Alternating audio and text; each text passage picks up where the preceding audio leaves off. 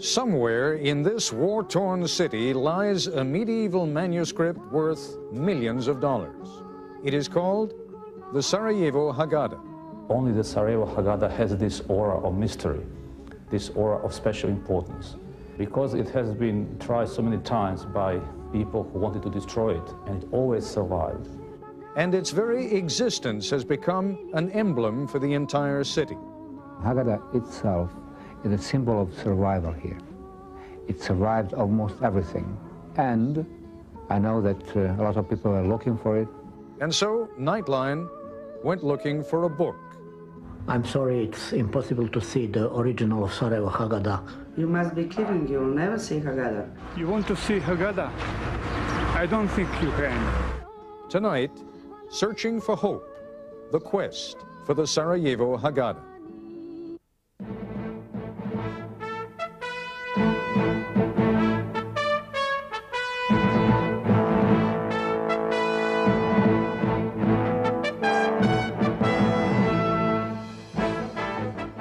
Imagine for a moment if someone could find the original ark in which the ancient Israelites carried the tablets on which the Ten Commandments were inscribed.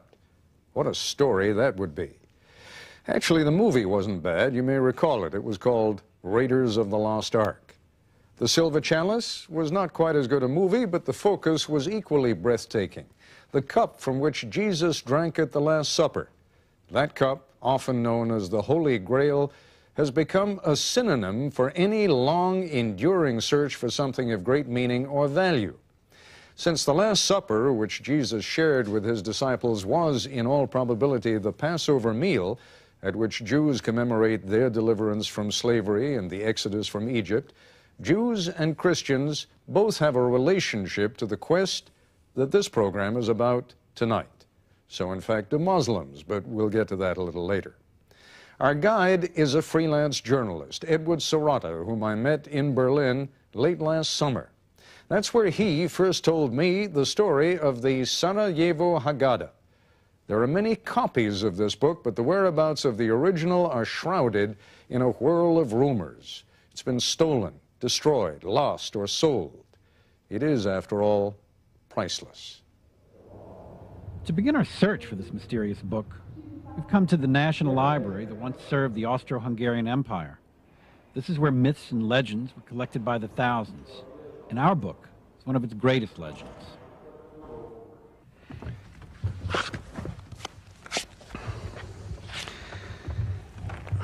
This is a copy of that book.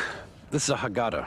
Now, a Haggadah is the book that Jewish families use every Passover or Pesach to tell the story of the Exodus from Egypt.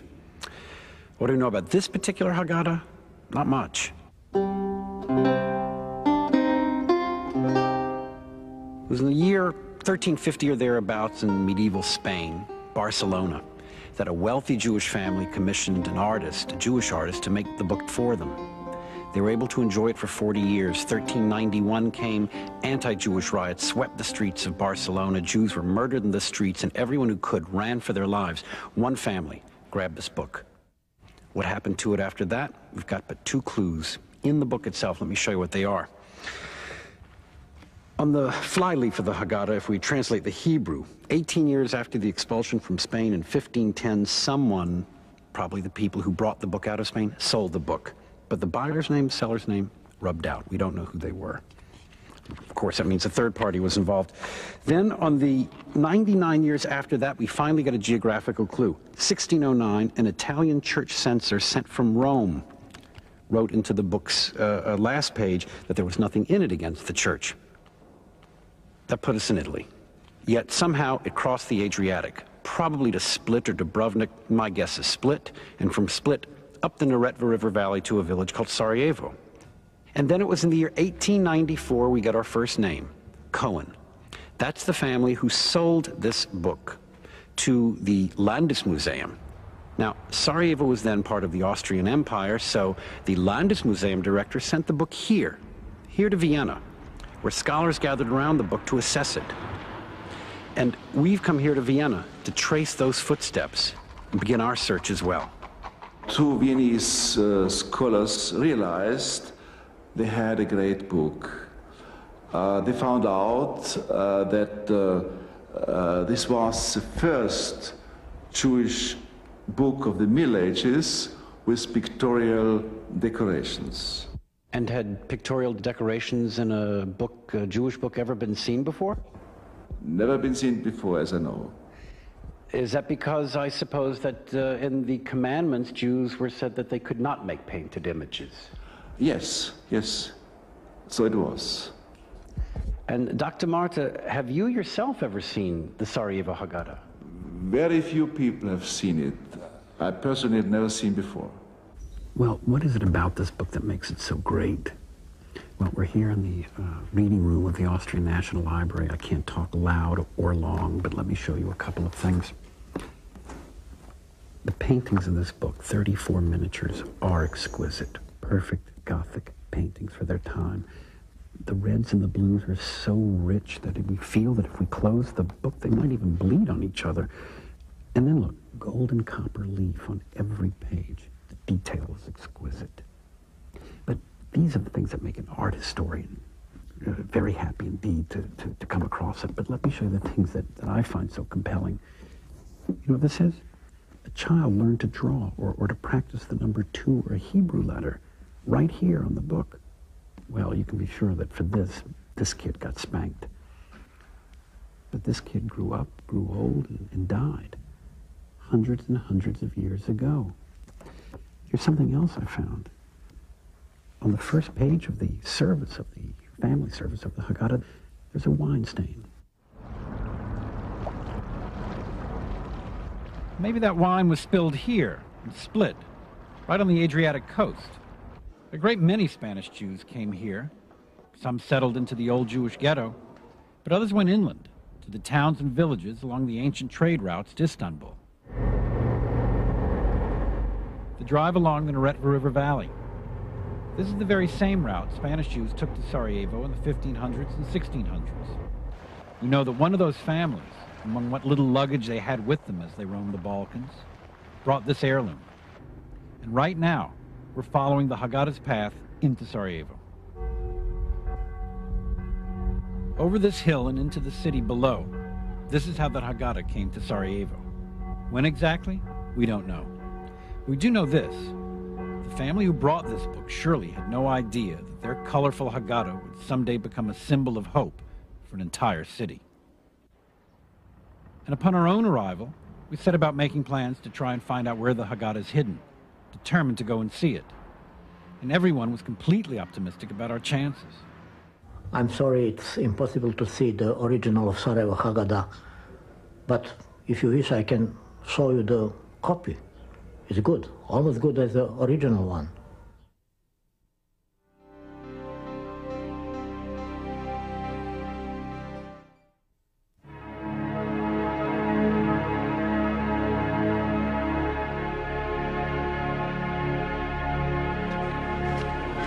So the question is why?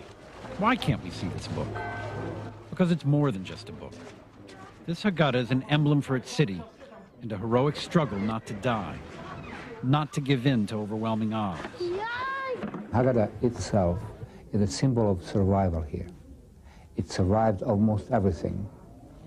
It survived the presence of the Nazi troops here in Bosnia and Herzegovina, in Sarajevo, and I know that a lot of people are looking for it, for its sheer value.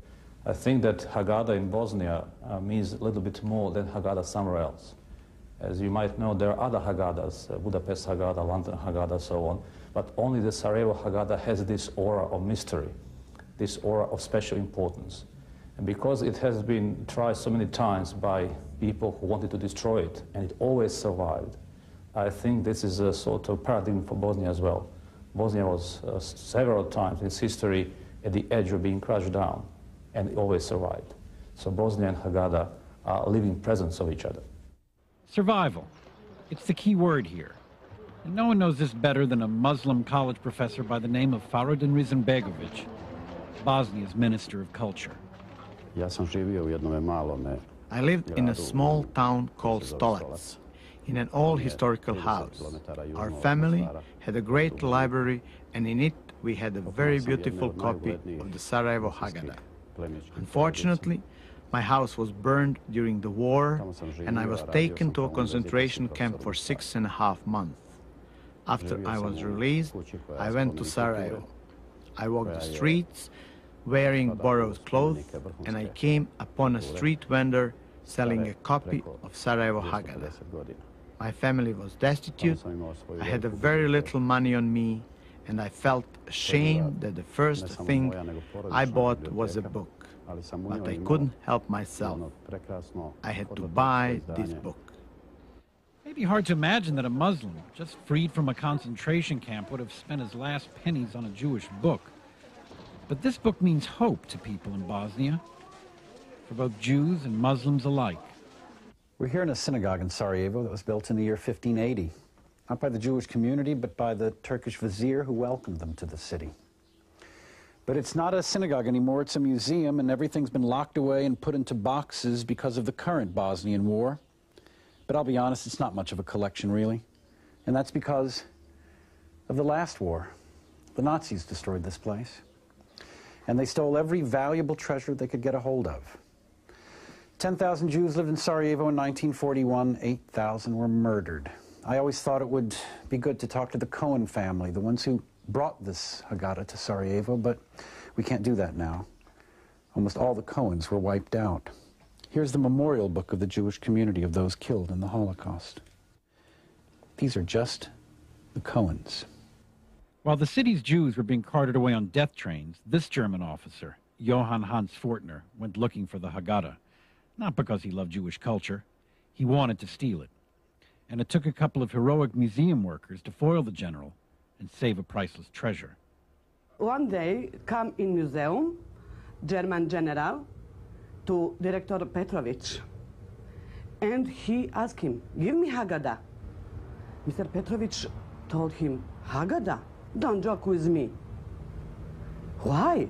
Asked General. Dr. Petrovich looked straight into Fortner's eye and said, because one of your officers just took it. The general, fuming, turned on his heels and left, but his soldiers guarded every door. Petrovich was lying. While he was talking to Fortner, the Haggadah was right there, in his desk.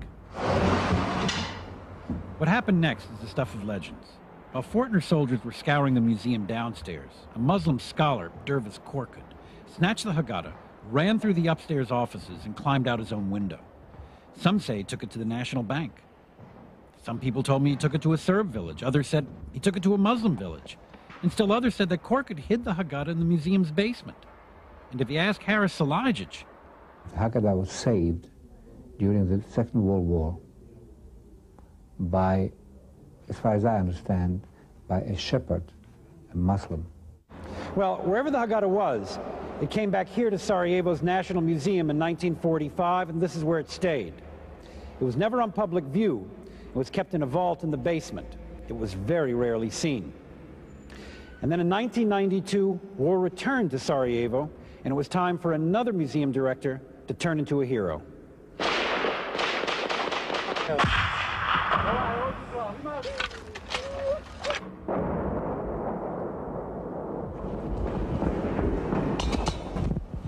I came this way, and I found here the casa. But I had not with me key, and I made this by force. I took Haggadah quickly, and I went out.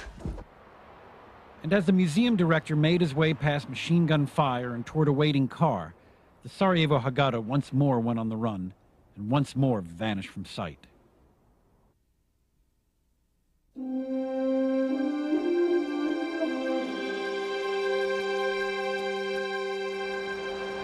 As I traveled through this war-torn city, every attempt I made to get to the Haggadah brought one big goose egg after another, and I was beginning to think I'd never succeed. I had letters from Senators Biden and Lieberman. You must be kidding, you'll never see Haggadah. I met with all the right people. You want to see Haggadah? I don't think you can. It's impossible.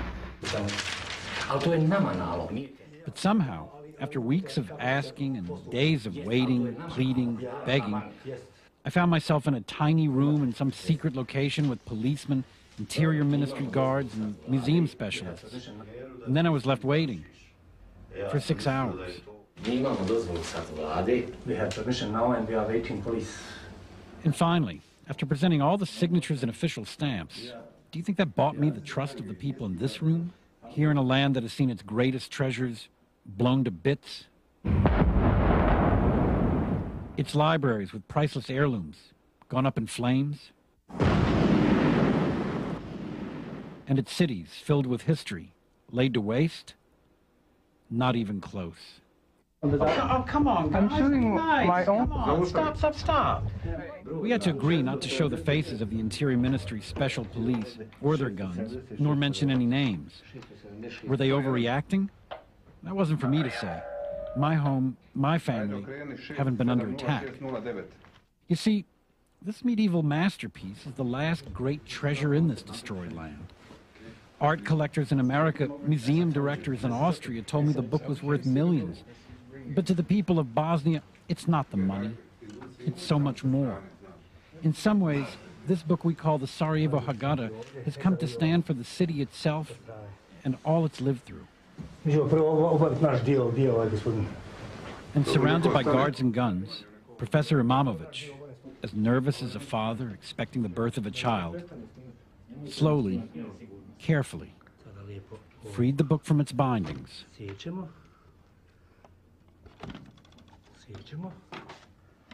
Skidamo.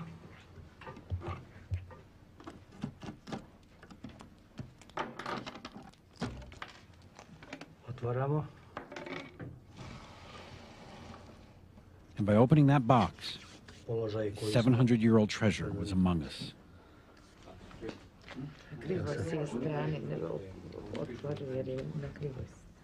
Those pages, can you believe they were made not from paper, but from the finest leather 7 centuries ago?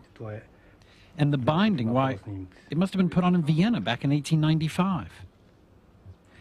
And then the first page of the book itself, the 7 exquisite miniatures of the creation.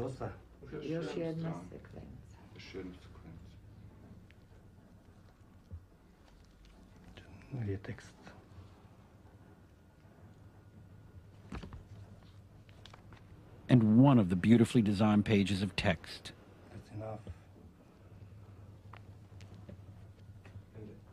And it was over.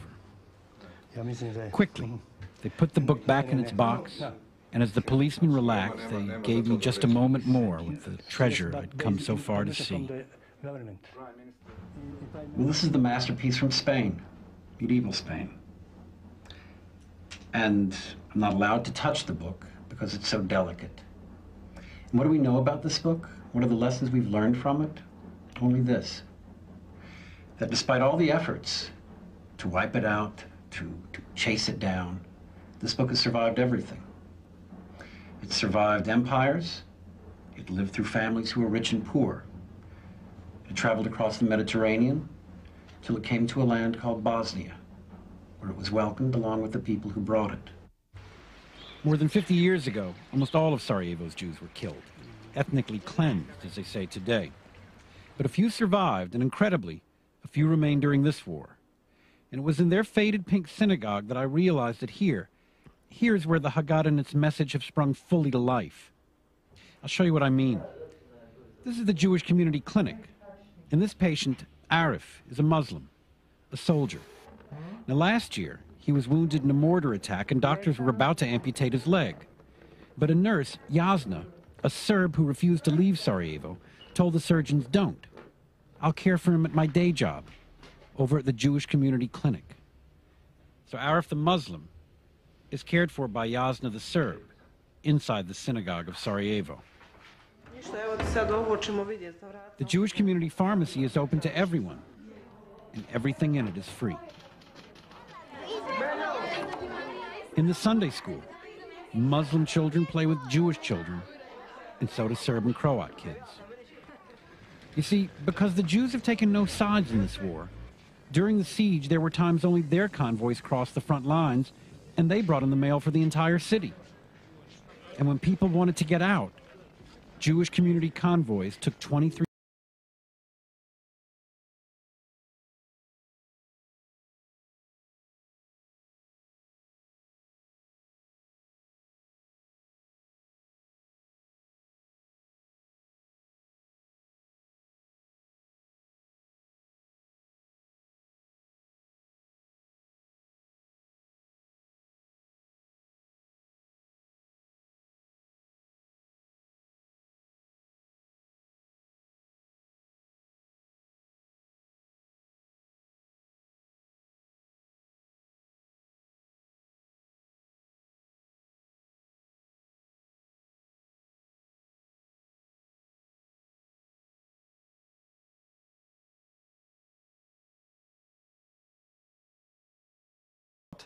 in a moment.